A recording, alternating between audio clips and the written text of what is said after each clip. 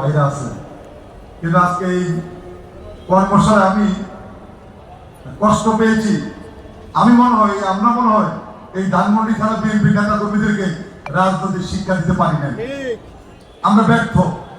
আমরা আগামী দিনে চেষ্টা করব যাদেরকে আমরা শিক্ষা দিতে পারি তাদেরকে দিয়ে ধানমন্ডিতে রাজনীতি করাবো।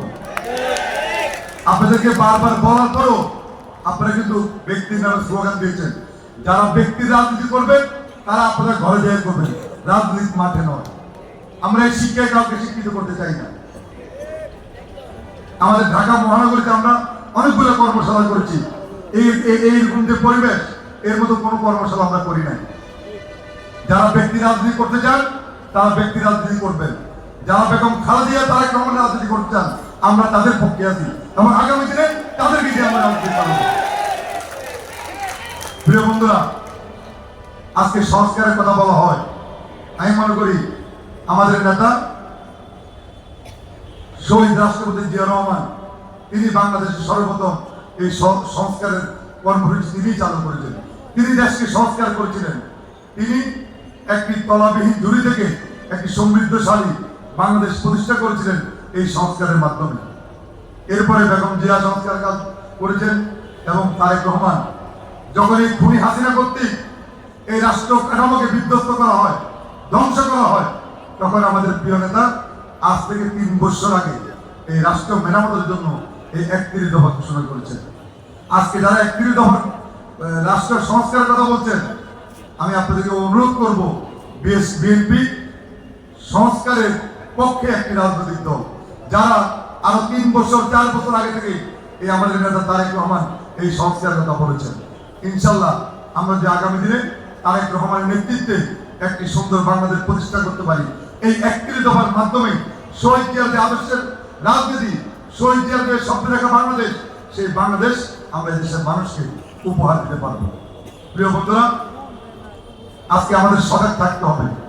আজকে অনেকেই আমাদের বিরুদ্ধে সমালোচনা করছেন, আমাদের বিরুদ্ধে কাজ করছেন।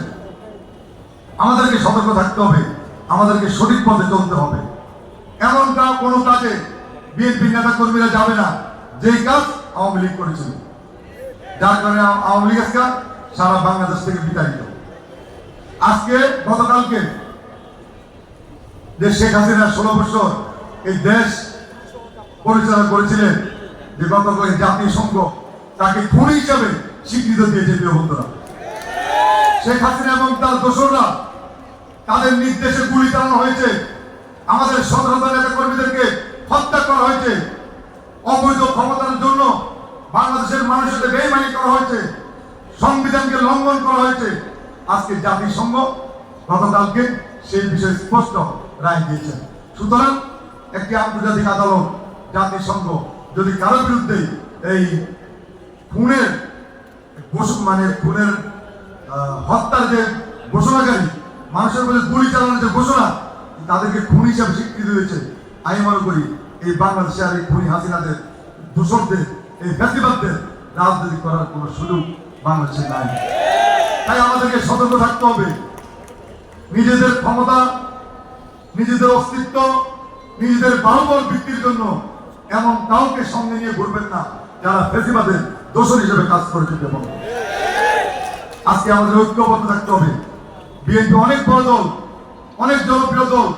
কোন দল থেকে কর্মী ভাড়া করে বিএনপি পরিচালনা করার কোনো প্রয়োজন নাই।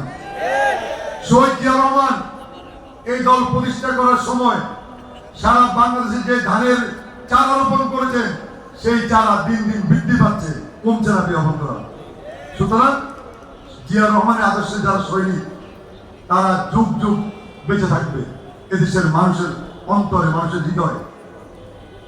আমাদেরকে অন্য কারো উপর আমাদের নির্ভর করতে হবে না।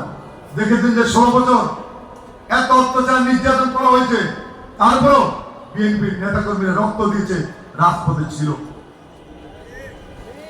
যতদিন আমরা তারেক রহমানের নেতৃত্বে একটি সুন্দর বাংলাদেশ প্রতিষ্ঠা করতে না পারবো, শহীদ জিয়া যে রাজনীতি করেছেন, শহীদ জিয়া যে স্বপ্ন দেখেছেন, সেই স্বপ্নকে আমরা বাস্তবায়ন করতে না পারবো, আমরা প্রত্যেকটি জিয়া রহমানের সৈনিক রাজপথ থেকে আন্দোলনের সংগ্রামের মধ্য দিয়ে সেই কর্ম পদ্ধতি, সেই কাজ আমরা সামনে এগিয়ে নিয়ে যাব।